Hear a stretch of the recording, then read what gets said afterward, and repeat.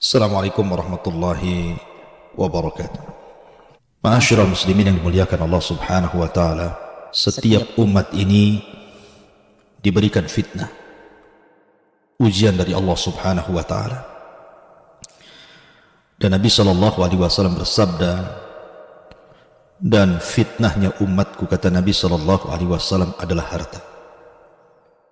Karena harta itu adalah sirru tughyan, rahasia melampaui batasnya seorang hamba sehingga berani melakukan kezaliman. Sehingga Allah Subhanahu wa taala berfirman, kalla innal insana la yatgha an ra'ahu istaghna. Manusia itu akan mudah melampaui batas, melakukan kezaliman baik kepada diri sendiri ataupun kepada orang lain ketika Allah Subhanahu wa taala memberikan kecukupan dalam kehidupannya.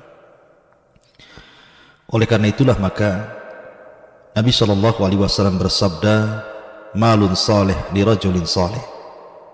Harta yang baik itu kalau yang mengelolanya orang baik. Tapi harta akan menjadi bencana kalau dikelola orang jahat.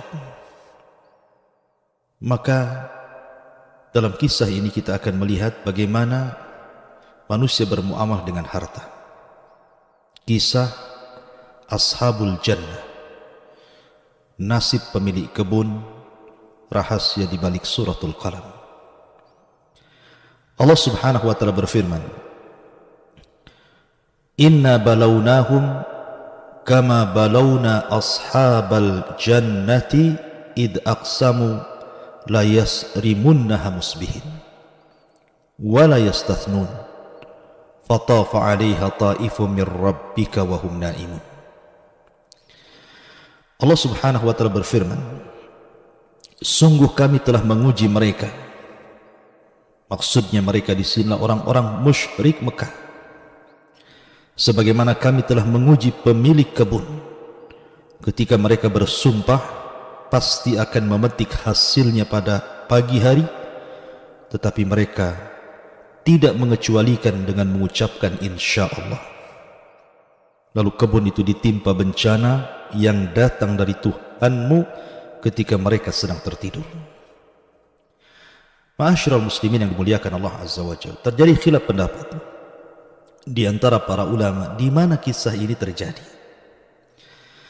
Ada yang mengatakan bahwa kisah ini terjadi di sebuah negeri di Habasyah, sebagaimana dikatakan oleh Ikrimah rahimahullahu ta'ala, hum nasun minal Habasyati. Mereka adalah manusia dari negeri Habasyah, negeri Ethiopia. Ada juga yang mengatakan bahwa kejadiannya di sebuah desa namanya Darwan, 6 mil dari kota Son'a, Yaman. Di situ ada seorang yang sangat saleh, yang sangat dermawan, suka memberikan makan kepada fuqara wal masakin. Allah Subhanahu wa taala memberikan nikmat kepada orang ini, orang saleh ini, berupa kebun yang sangat-sangat luas, dan hasilnya selalu menguntungkan pemiliknya. Disebabkan karena orang saleh ini ketika panen dari hasil kebunnya membagi kepada 3 bagian. Sepertiganya diinfakkan kepada fuqara wal masakin, sepertiganya untuk dirinya dan keluarganya serta anak-anaknya, dan sepertiganya lagi dikembalikan kepada kebunnya. Begitulah berkahnya harta apabila disedekahkan. Nabi sallallahu alaihi wasallam bersabda, ma naqasa min malis sadaqah, ma naqasa min malis sadaqah bal yazdad bal yazdad bal yazdad. Tidak mungkin berkurang harta yang disedekahkan, bahkan akan bertambah, bertambah dan bertambah. La in syakartum la azidannakum wa la in kafartum inna adzabi lasyadid. Kalau kalian mensyukuri nikmat Allah Azza wa Jalla, Allah akan tambah nikmat kalian. Tapi kalau kufur, ingat, adab yang pedih menunggu kalian. Ma'asyiral muslimin yang dimuliakan Allah Azza wa Jalla, ketika kemudian Allah Subhanahu wa taala melimpahkan rizki karena orang saleh ini selalu bersyukur kepada Allah Azza wa Jalla, dengan memuliakan manusia. Dan ingat bahwa siapapun yang memuliakan manusia, Allah muliakan. Dan siapapun yang menghinakan manusia, Allah hinakan. Orang saleh ini Allah subhanahu wa ta'ala anugerahkan 5 putra. Dari 5 putra ini, 1 di antara mereka mewarisi sifat bapaknya. Betul-betul mewarisi sifat bapaknya. Tetapi yang 4 orang ini sama sekali tidak mewarisi sifat bapaknya. Bahkan mereka adalah bukhala, orang-orang bakhil dan orang-orang jahat. Ketika Allah subhanahu wa ta'ala takdirkan orang soleh ini meninggal dunia, sehingga mewarisi kebun yang sangat luas, yang sangat banyak menghasilkan hasil buah-buahan sehingga mencukupkan untuk makan 1 tahun setiap panennya. Ketika ayahnya meninggal, maka tiba-tiba anak-anaknya ini melihat kebun itu betapa luasnya. Kemudian Allah subhanahu wa ta'ala uji bahwa kebun itu memiliki buah yang jauh lebih rindang dibandingkan ketika ayahnya masih hidup. Dari sinilah kemudian timbul niat jahat anak-anak daripada orang saleh ini. Akhirnya kemudian mereka pun bersumpah untuk tidak membagi hartanya kepada manusia, kepada orang-orang fakir, kepada orang-orang miskin. Bahkan membodoh-bodohkan ayahnya dan mengatakan, inna abana rajulun ahmaq, bapak kami ini orang bodoh. Harusnya hasil sebanyak ini diserahkan kepada kami anak-anaknya, supaya kami anak-anaknya menjadi anak-anak yang kaya raya. Lihat bagaimana niat yang jahat yang dilakukan anak-anaknya, berbeda dengan ayahnya, seorang yang saleh dan dermawan. Makanya Allah subhanahu wa ta'ala berfirman di sini, inna balawnahum kama balawna ashabal jannah. Ketika orang-orang Quraisy tertimpa paceklik hebat luar biasa, sehingga sebagian mereka kelaparan karena paceklik yang berkepanjangan, maka Nabi SAW disuruh membacakan ayat ini kepada mereka. Dan Allah katakan, inna balawnahum kama balawna ashabal jannah. Sesungguhnya kami telah menguji mereka, orang-orang musyrik Arab itu, orang-orang musyrik Quraisy itu. Bagaimana tidak? Ketika Allah subhanahu wa ta'ala berfirman kepada mereka, li'ila fi Quraisyin ila fihim rihlatas syita'i was saif falyabudu rabb hadzal bait alladzi at'amahum min ju'in wa amanahum min khauf. Allah berikan 2 kenikmatan hebat bagi orang-orang Quraisy ini. Pertama, keamanan, dan yang kedua, rizki yang melimpah. Tetapi karena mereka kufur kepada Allah subhanahu wa ta'ala, akhirnya Allah kirim paceklik hebat. Makanya Allah subhanahu wa ta'ala katakan, sesungguhnya kami telah menguji mereka orang-orang musyrik Mekah sebagaimana kami telah menguji pemilik kebun ketika mereka bersumpah pasti akan memetik hasilnya di pagi hari.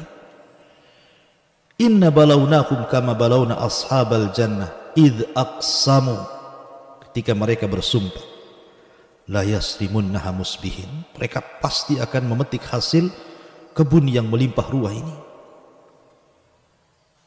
Ketika ayahnya meninggal dunia, kemudian mewarisi kebun yang sangat luas sekali, yang sangat menghasilkan dengan panen yang begitu banyak, maka anak-anaknya, mereka mulai melihat harta yang begitu banyak. Mereka pun mulai berniat dengan niat yang sangat tidak baik, tidak terpuji.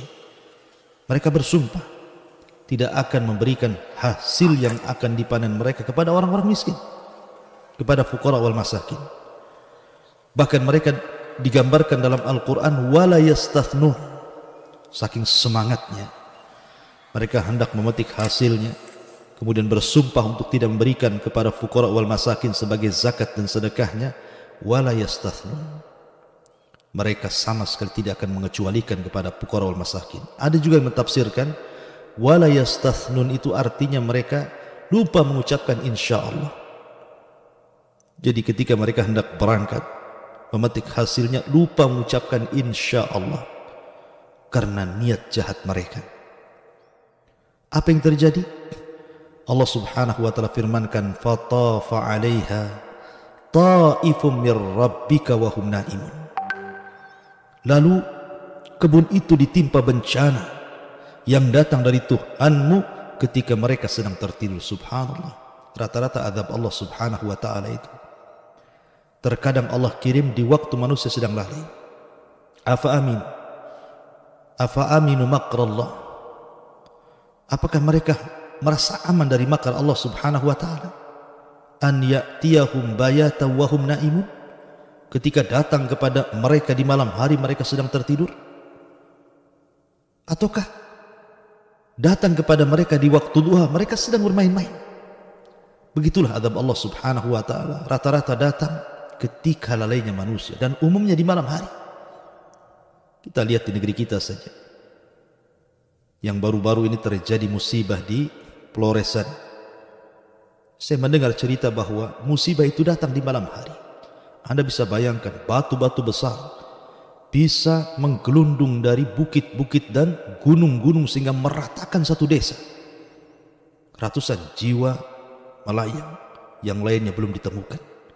Dan itu kejadian di malam hari. Ya. Begitulah Allah subhanahu wa ta'ala. Apabila mengirim ujian berupa bencana, terkadang Allah subhanahu wa ta'ala kirim di saat manusia tidak sempat mereka bertobat kepada Allah azza wa jalla. Di saat mereka lalai, tertidur. Dari sini jangan pernah merasa aman dari makar Allah subhanahu wa ta'ala. Lihat ashabul jannah di sini. Lihat pemilik kebun ini dihancurkan oleh Allah subhanahu wa ta'ala di malam hari. Sementara mereka tidak mengetahui kalau kebunnya itu sudah tidak ada lagi. Lihat bagaimana Al-Quran menggambarkan. Allah mengatakan, fa asbahat kassarim. Maka jadilah kebun itu hitam seperti malam yang gelap gulita. Di malam itu Allah subhanahu wa ta'ala kirimkan halilintar dengan percikan api sehingga membakar seluruh kebunnya.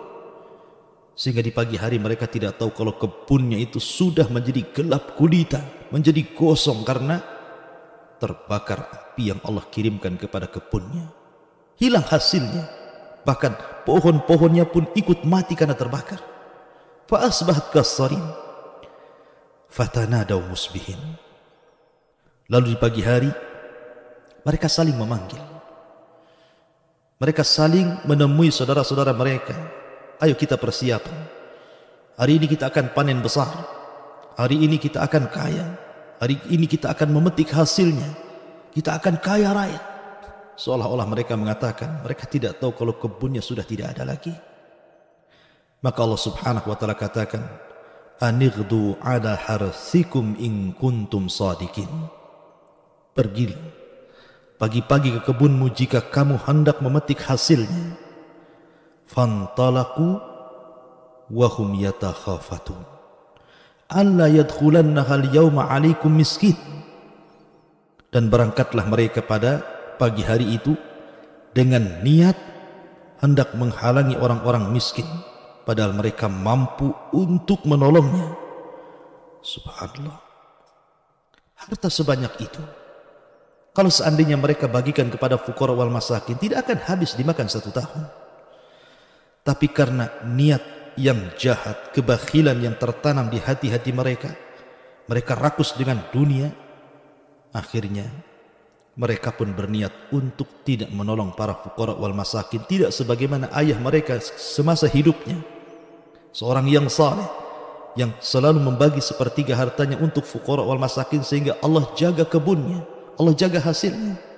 Ingat sebuah riwayat, ketika ada seorang laki-laki di zaman Bani Israel atau di zaman yang lainnya, sebutkan dalam Sahih Bukhari, seorang laki-laki ini berjalan di kebun.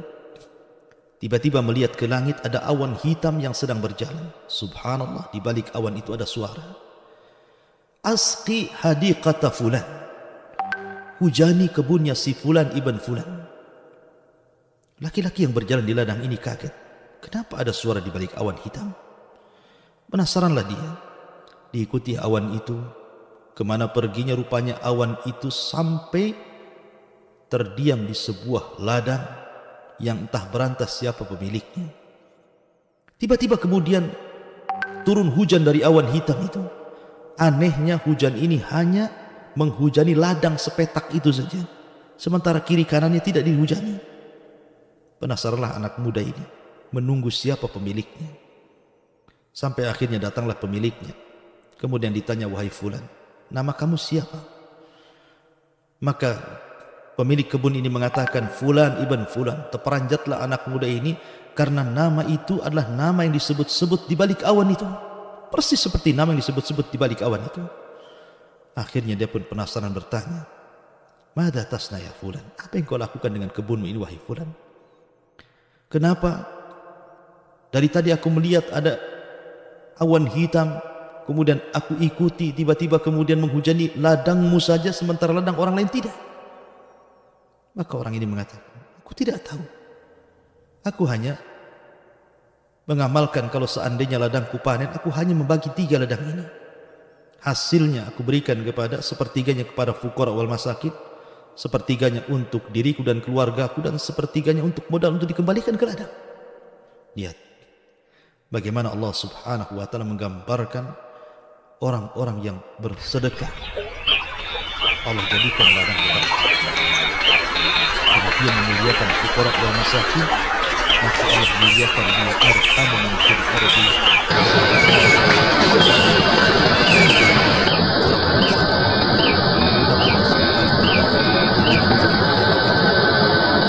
Masyaallah muslimin yang dimuliakan Allah Subhanahu wa taala, fantalaq, mereka pun berangkat ke kebun. Wa hum yatakhafatun, mereka berbisik-bisik satu dengan yang lainnya. Lihat bisikan-bisikan mereka. Alla yadkhulannaha al-yawma 'alaikum miskin. Pada hari ini jangan sampai ada orang miskin masuk ke kebun kami. Kita jaga kebun ini. Jangan ada fuqara wal masakin masuk lagi. Padahal para fuqara wal masakin semasa bapaknya hidup, mereka menanti-nanti kapan ladang itu berbuah, kapan ladang itu berbuah. Apabila sudah berbuah, mereka senang, gembira karena mereka mendapatkan bagian dari ladang itu. Sehingga Allah Subhanahu wa taala jaga ladang itu dengan keberkahan. Ketika ayah mereka sudah meninggal, apa yang terjadi? Orang-orang miskin itu hanya melihat dari jauh. Mereka tidak mendapatkan apapun dari hasil ladang itu. Subhanallah, bakhilnya mereka. Akhirnya apa yang terjadi? Allah Subhanahu wa taala mengatakan, "Wa ghadau ala hardin qadirin falamma ra'auha qalu inna ladhallun." Maka ketika mereka melihat kebun itu, mereka berkata, sungguh kita ini benar-benar tersesat jalan. Jadi ketika mereka melihat kebun itu, mereka tidak yakin bahwa itu kebun mereka.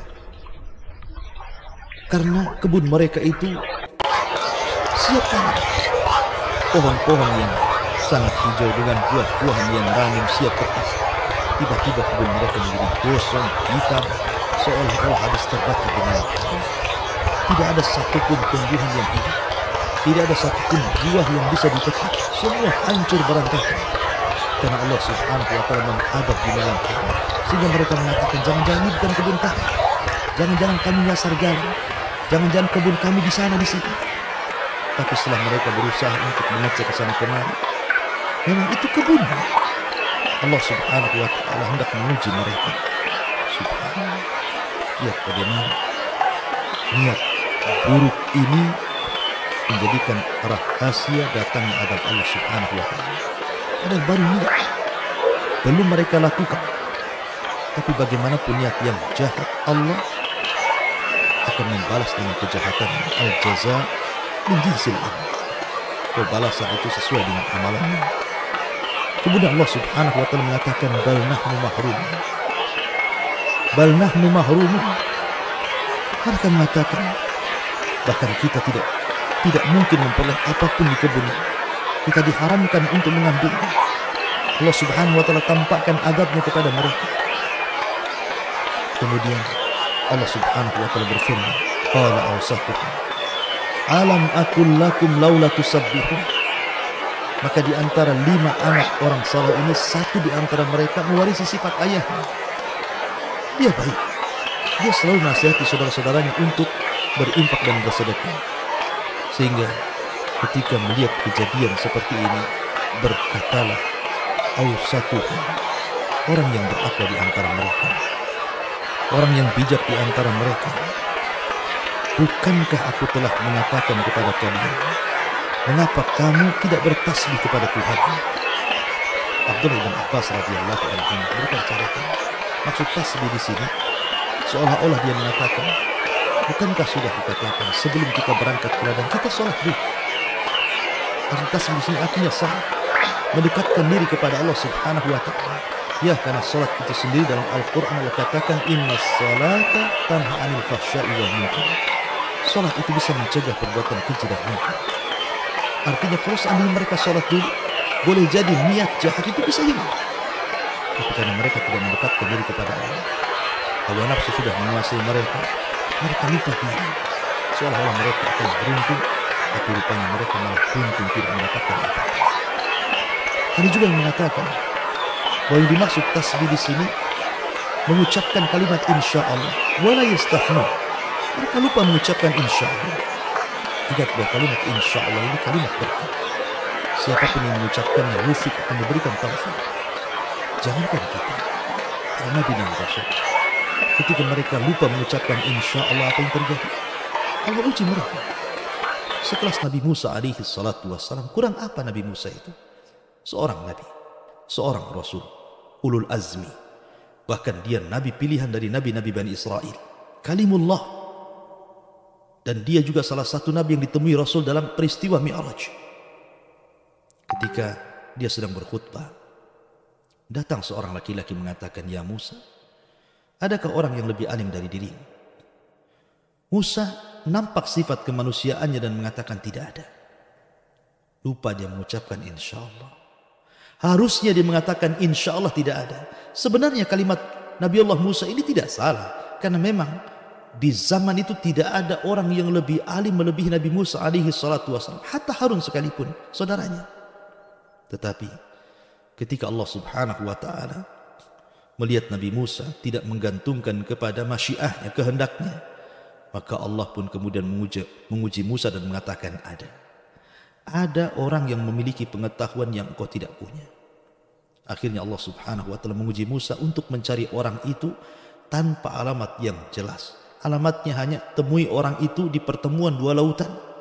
Dan cirinya ketika ikan asin yang kau bawa itu hidup kemudian loncat di sungai, maka ikutilah aliran air, aliran ikan itu, kau akan berjumpa dengan orang yang jauh lebih alim dibandingkan dirimu. Maksudnya Khadir alaihi salam. Lihat bagaimana Musa diuji oleh Allah Azza wa Jalla. Bahkan bukan Musa saja, Nabi kita Muhammad sallallahu alaihi wasallam. Ketika orang-orang musyrik ada bahan dari orang-orang Yahudi Madinah dengan 3 soalan yang ditanyakan kepada Nabi sallallahu alaihi wasallam, kata orang Yahudi, tanyakan kepada yang mengaku nabi di daerahmu di Mekah itu dengan 3 soalan. Kalau dia sanggup menjawab, dia seorang nabi. Tapi kalau tidak sanggup menjawab, dustakan kenabiannya. Pertama, tanyakan kepada dia soal ruh. Yang kedua, tanyakan kepada dia soal makanan yang pertama dimakan penduduk surga. Dan tanyakan pula kepadanya seorang laki-laki yang keliling dunia yang hanya mendakwahkan kepada Allah Subhanahu wa ta'ala. Dalam riwayat, tanyakan pula anak-anak muda yang terjerembab dalam gua. Berangkatlah orang musyrik dengan bahan dari orang Yahudi ini, hendak mengolok-olok Nabi sallallahu alaihi wasallam. Dan mereka mengatakan, ya Muhammad, kalau engkau seorang nabi, kami miliki 3 soalan. Kalau kau bisa menjawab, kami beriman. Tapi kalau kau tidak bisa menjawab, maka kami dustakan kenabianmu. Mendengar mereka berjanji akan beriman, tentu Rasul senang. Akhirnya Nabi SAW mengatakan, Ghadan, besok jawabannya akan ada. Rasul lupa mengucapkan insya Allah. Apa yang terjadi? Ketika keesokan hari, Jibril tidak turun berikan jawabannya. Hari kedua, hari ketiga, hari keempat, sampai 15 hari, Jibril pun tidak kunjung. Sesaklah hati Nabi SAW karena orang-orang sudah mulai kerasa kerusuk membicarakan soal kedustaan Nabi SAW. Sampai ketika sempit dadanya, barulah Jibril turun memberikan jawabannya. Lihat, makanya pentingnya mengucapkan insya Allah. Bahkan kalaupun diucapkan orang jahat sekalipun seperti Ya'juj dan Ma'juj, ketika pimpinan mereka diilhamkan mengucapkan kalimat insya Allah, nahfiru ghadan insyaallah, kita gali lagi besok insyaallah. Akhirnya jebolah benteng Dzulqarnain dan Ya'juj dan Ma'juj bisa keluar di akhir zaman karena ucapan insyaallah. Maka sama di sini ketika orang-orang ini tidak mengucapkan insyaallah, akhirnya Allah azab mereka, kebunnya dihancurkan, dilantakkan sehingga tidak ada satupun yang bisa dimakan. Gosong seperti malam hari, gelap gulita. Sehingga akhirnya mereka mengatakan qalu subhana rabbina inna kunna zalimin. Subhana rabbina inna kunna zalimin. Mereka mengatakan, maha suci Tuhan kami, sungguh kami adalah orang-orang yang zalim. Terkadang orang sadar itu kalau sudah diberikan musibah. Betapa banyak orang-orang yang kemudian sadar di penjara. Betapa banyak orang itu ketika sehatnya dia kufur, ketika dia sakit dia baru sadar. Betapa banyak orang ketika kaya dia zalim, ketika dia miskin dia baru sadar. Lihat orang ini baru sadar. Apakah seperti itu? Setiap ditimpa musibah baru sadar? Sebaiknya jangan seperti itu. Bagaimanapun musibah ini tidak tahu. Jangan-jangan musibah ini kemudian menimpa kepada kita, mengalami kematian bagi kita tanpa sempat kita bertobat kepada Allah Azza wa Jalla. Ya kalau seandainya tidak sempat musibah yang mematikan, kalau sampai mematikan, sementara kita tidak bertobat kepada Allah, apa yang Anda lakukan di hadapan Allah Subhanahu wa taala? Tapi lihat di sini Allah gambarkan terkadang Allah itu memberikan musibah untuk menyadarkan manusia. Barulah mereka sadar dan mengatakan, qalu subhana rabbina inna kunna zalimin fa aqbala ba'duhum ala ba'din yatalawam. Mulailah mereka saling menyalahkan satu dengan yang lainnya. Itu gara-gara kamu. Yang satu mengatakan gara-gara kamu, yang satu mengatakan kamu. Akhirnya satu dengan yang saling menyalahkan. Kamu yang punya ide, kamu yang punya pendapat, gara-gara kamu seperti ini dan seperti itu. Menyalahkan satu dengan yang lainnya. Qalu ya wailana inna kunna taghin. Mereka berkata, celaka kita, sesungguhnya kita adalah orang-orang yang melampaui batas. Ya, karena harta itu sirutugyan, harta itu rahasia orang melampaui batas. Makanya kenapa ada sebuah riwayat walaupun dilemahkan oleh para ulama, tapi maknanya sahih, riwayat Al-Baghawi. Terkadang Allah Subhanahu wa taala sengaja tidak memberikan kekayaan kepada orang miskin, karena kalau seandainya dia kaya, mungkin dia lebih melampaui batas kepada Allah. Atau terkadang Allah Subhanahu wa taala tidak menjadikan orang itu miskin dan Allah memberikan kekayaan, sebab kalau dia miskin bisa saja kemudian dia lebih durhaka kepada Allah Azza wa Jalla. Atau mungkin orang yang sakit diberikan sehat, sengaja Allah lamakan sakitnya, sebab kalau dia sehat makin bermaksiat kepada Allah Azza wa Jalla. Atau mungkin sebaliknya, Allah tidak berikan penyakit, sebab kalau Allah berikan sakit, boleh jadi kemudian dia kufur kepada Allah Subhanahu wa taala. Ya, ada hamba-hamba yang seperti itu. Ya, ma'asyiral muslimin yang dimuliakan Allah Subhanahu wa taala. Asa rabbuna an yubdilana khairan minha inna ila rabbina raghibun. Mudah-mudahan Tuhan memberikan ganti kepada kita dengan kebun yang lebih baik daripada yang ini. Sungguh kita mengharapkan ampunan dari Tuhan kita. Ya, harusnya seperti itu. Orang yang berbuat dosa harus minta ampun kepada Allah Azza wa Jalla, istighfar. Karena Allah yang mengatakan, faqultu astaghfiru rabbakum innahu kana ghaffara yursilis sama 'alaikum midrara wa yumdidkum bi amwalin wa banin wa ja'alnakum jannatin wa ja'alnakum anhara. Allah mengatakan dalam Al-Quran, bukankah sudah kukatakan, beristighfarlah kepada Allah, karena dia zat yang maha pengampun lagi maha pengasih. Sebab kalau kalian memperbanyak istighfar, yursilis sama 'alaikum midrara, terkadang Allah akan banjiri kalian dengan hujan yang akan menyuburkan lahan dan ladang kalian. Bahkan Allah akan berikan banyak kekayaan dan keturunan, dan Allah akan hijaukan kebun-kebun kalian, dan Allah akan alirkan sungai-sungai kalian. Begitulah faedah istighfar. Makanya kenapa istighfar ini adalah sirrul barakah. Orang yang banyak istighfar, rahasia hidupnya diberkahi Allah Subhanahu wa taala. Kemudian Allah Subhanahu wa taala katakan, kadzalika al-adzab wa la adzabul akhirati akbar law kanu ya'lamun. Allah mengatakan seperti itulah adab Allah di dunia. Dan sungguh adab akhirat lebih besar sekiranya mereka mengetahui. Subhanallah. Kalau seandainya Allah subhanahu wa ta'ala tidak mengadab manusia, menyegerakan di dunia, dan Allah gabungkan adab di akhirat, semuanya tidak akan ada yang selamat, bahkan tidak ada orang yang masuk surga. Tapi terkadang Allah subhanahu wa ta'ala dengan keadilannya terkadang menyegerakan adab di dunia sebagai kafarah dosa-dosanya. Begitulah Allah subhanahu wa ta'ala menjanjikan kepada hamba-hambanya. Tapi ada dua dosa yang adabnya lipat, di dunia juga diberikan, di akhirat juga menunggunya. Nabi SAW mengatakan, ma min dzambin ajjalallahu ukubatahu fid dunya qabla al-akhirah al-baghyu wa qati'atur rahim. Kata Nabi SAW, ada satu dosa yang Allah segerakan adabnya di dunia, sementara di akhirat adabnya juga menunggu. Pertama, al-baghyu, melampaui batas, kezaliman, durhaka kepada manusia, tidak punya rahmat kepada manusia, berbuat zalim kepada manusia, dan juga pemutus silaturahim. Maka azabnya lipat, di dunia disegerakan, di akhirat menunggunya, na'udzubillah. Maka orang-orang ini ashabul jannah ini zalim. Mereka tidak meneruskan budaya ayahnya, mereka menahan zakat. Sementara Nabi SAW mengatakan, seandainya manusia itu muni'u zakata amwalihim illa ukhidhu bis sinin, ketika mereka mencegah zakat-zakat harta mereka, maka mereka akan diazab dengan paceklik yang hebat, kata Nabi SAW. Ma'asyiral muslimin yang dimuliakan Allah subhanahu wa ta'ala, beginilah kisah ashabul jannah, kisah yang mengerikan. 3 anak orang saleh menjadi ibrah bagi dunia, bagi anda pemilik harta. Apakah menunggu Allah subhanahu wa ta'ala akan mengirim azab kepada kalian, ataukah anda menjadikan harta anda berkah dengan cara memperbanyak zakat dan sedekah? Ma'asyiral muslimin yang dimuliakan Allah azza wa jalla, ada faedah dari kisah ini.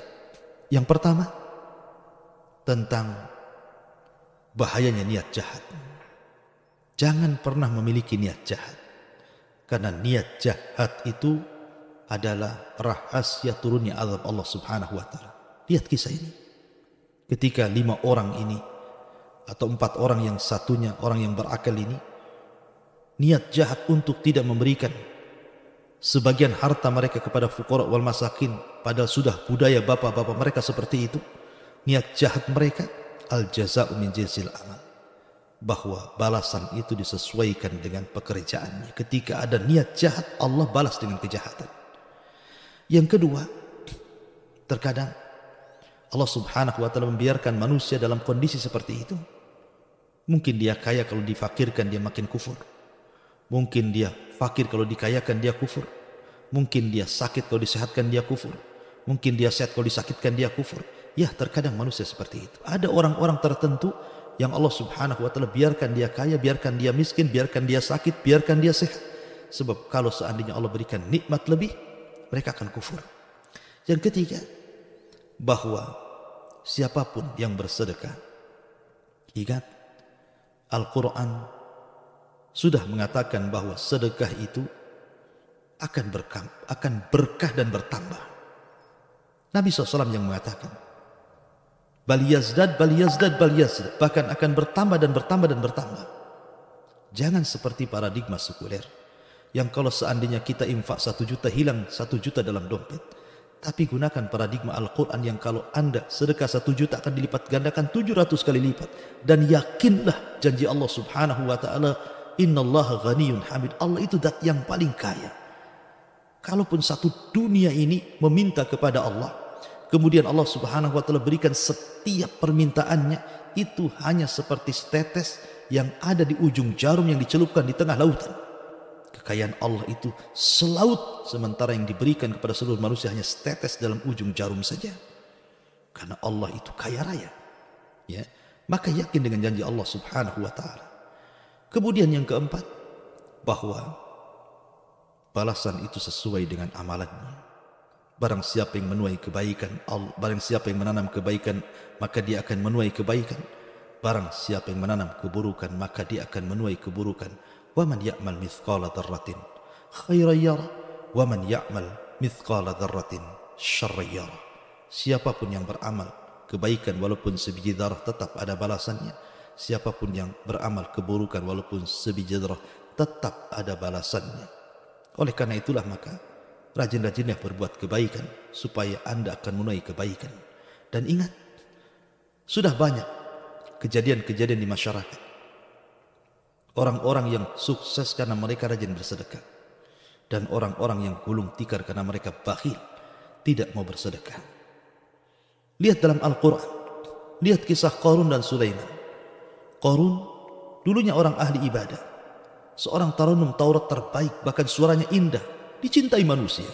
Tapi ketika diuji oleh Allah Subhanahu wa ta'ala dengan kekayaan yang melimpah, kufurlah dia. Dan dia mengatakan kepada hartanya, innama utitu min ilmin indi. Harta ini aku punya karena kemampuanku, aku bisa kaya, bukan karena Allah Azza wa Jalla. Akhirnya Allah katakan, wa khasafna bihi wa bidarihil arda. Kami tenggelamkan Qarun dan seluruh hartanya ke dalam bumi.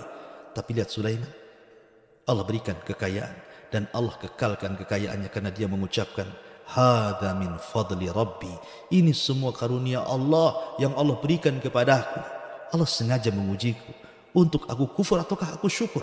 Dan Sulaiman hamba Allah yang bersyukur sehingga Allah tetapkan kekayaannya, kekuasaannya.